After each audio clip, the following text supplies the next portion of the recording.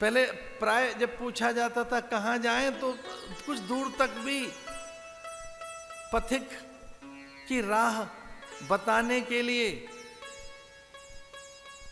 सहायक बन जाते थे कुछ लोग। ऐसे ही चले जाइए, ऐसा ही नहीं, कई बार कुछ दूर तक भी साथ चलते थे कि अब ऐसे जाना, वहां वट वृक्ष मिलेगा, किंचित बाएं होकर थोड़ा दूर और जाते हुए कदली कुंज मिलेंगे, जम्मू तमाल पाकर रसाल दिखेंगे, घने वृक्ष, उधर मत निकल जाना, थोड़ा और दाएं होते हुए और देखो झरना दिखेगा, बस उससे तनिक और आगे जाना है कि सुंदर नदियां, और नदिया के बाएं तट पर ही चलना जिस दिशा में आप जाना चाहते हैं। और वो पथिक कहता था ठीक है समझ आ गया, लेकिन फिर भी कुछ देर तक साथ चलते थे उसके कि भटक ना जाए। ये भारत का चरित्र है।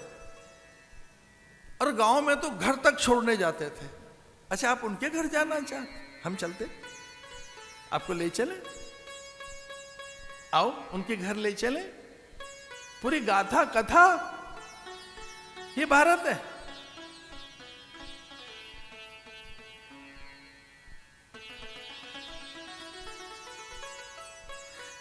सपन्था चित्रकूटस्य गतस्य बहुशो मया रम्यो मार्दवयुक्तस्य दामश्चैव विवर्जितः। ये मैं जो मार्ग बता रहा हूं राम, ये चित्रकूट की ओर जाता है। इति पंथानमादिश्य महर्षि सन्निवर्तत अभिवाद्य तथेत्युक्त्वा रामेण विनिवर्तितः। ये चित्रकूट का मार्ग है। और कुछ देर तक भरद्वाज चलते रहे ये कहकर कि आओ ये जम्बू तमाल पाकर रसाल, घने वन विटप ये कदले कुंज, और कुछ थोड़ी ही दूर पर तो अनेक निर्झर दिखेंगे, सुंदर सुरम में अद्भुत वन।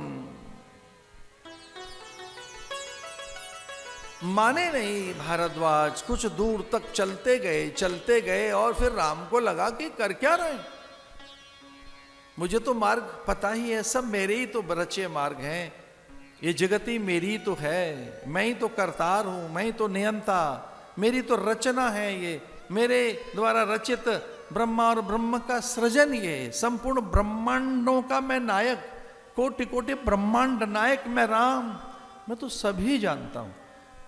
पर मुनि वो भारद्वाज मान नहीं रहे हैं, कुछ दूर तक चले और कहने लगे आओ मैं और दूर तक बताऊं मार्ग क्या है, इसका अर्थ क्या है।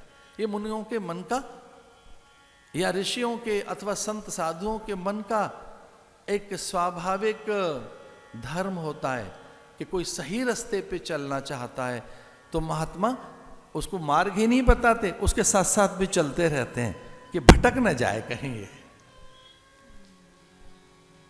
ये भटक ना जाए। आओ राम मैं आपको ले चलूंगा।